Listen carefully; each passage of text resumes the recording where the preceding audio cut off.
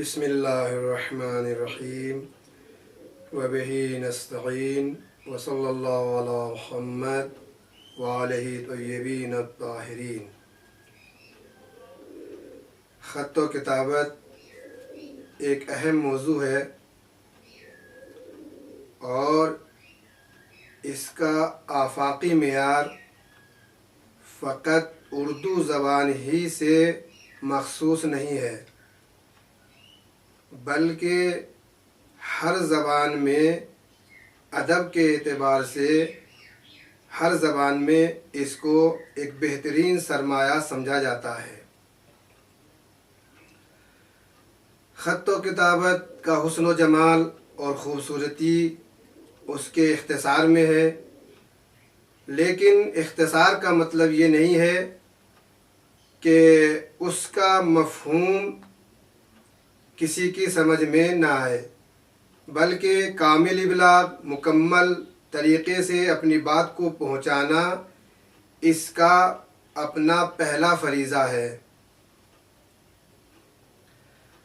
وہی خطوط اور خط و کتابت قابل احترام ہیں اور قابل قدر ہیں کہ جن میں سادگی اور قاطعیت اور مختصر ایجاز وغیرہ پایا جاتا ہو۔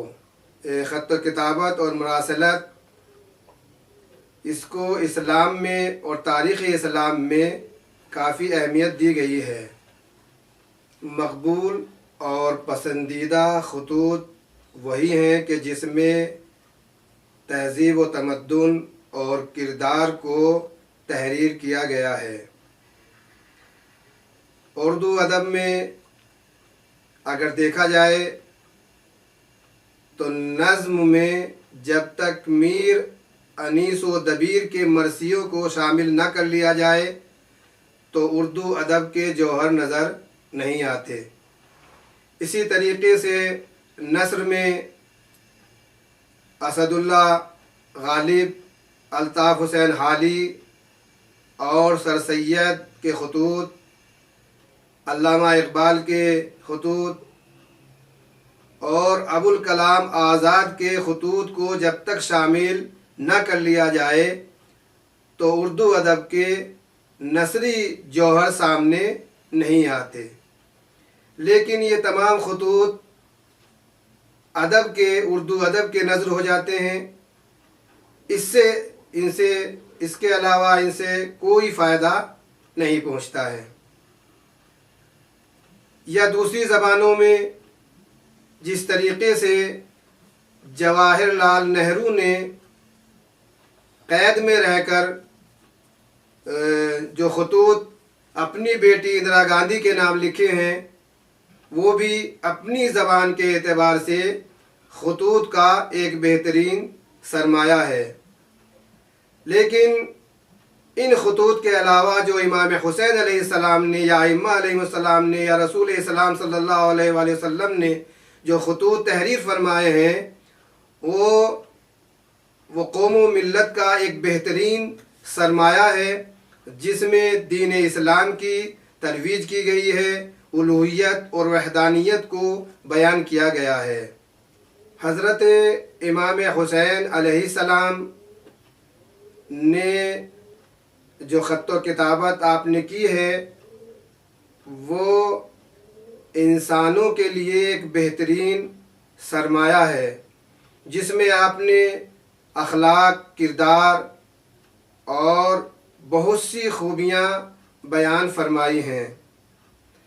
آپ نے یہ خطوط مکہ، مدینہ، کربلا یا درمیان راہ میں تحریر فرمائے، جن کا موضوع الوہیت، وحدانیت، غم، خوشی اور تبیین، تفصیل اور موت و حیات اور اس طرح کے بہت سے موضوعات کو آپ نے اپنے خطوط میں بیان فرمایا ہے۔ امام حسین علیہ السلام کی شخصیت وہ شخصیت ہے اور واحد اور منفرد شخصیت ہے اور منفرد شہید ہیں کہ جن کے بارے میں کسی نے بھی اختلاف نہیں کیا ہے اور ان کے کردار پر انگلی نہیں اٹھائی ہے اور ان کے کردار کو کمزور نہیں بتایا ہے۔ کوفے والوں کے خطوط میں سے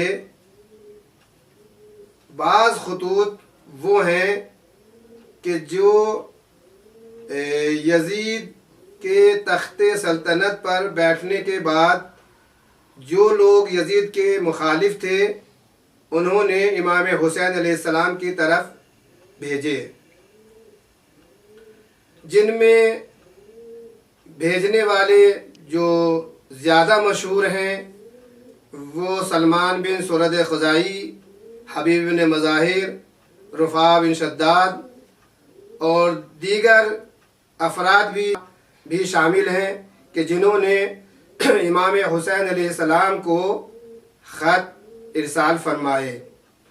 جو خطوط امام حسین علیہ السلام کی طرف ارسال کیے گئے ان کی تعداد میں بھی کافی اختلاف ہے۔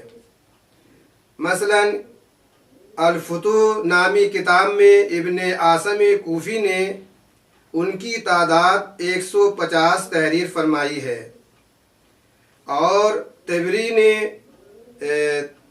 ان خطوط کی تعداد جو امام حسین علیہ السلام کی طرف کوفے والوں نے بھیجے ہیں ان کی تعداد 53 تحریر کی ہے۔